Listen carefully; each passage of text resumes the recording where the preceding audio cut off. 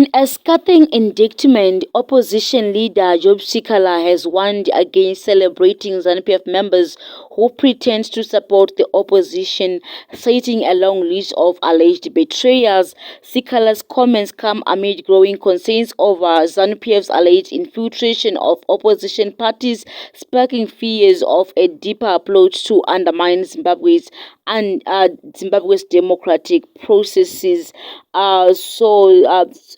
Job Sikala wrote on his X account that ZANU Yagara iri ZANU, celebrating ZANU-PF pretending to be with us is the worst thing I ever warned people against. Today is Dikamaye Mavaire. Yesterday it was Kudakwashe Basikiti, JP Jabun, Shadi Mashaya Mombe. The list is endless.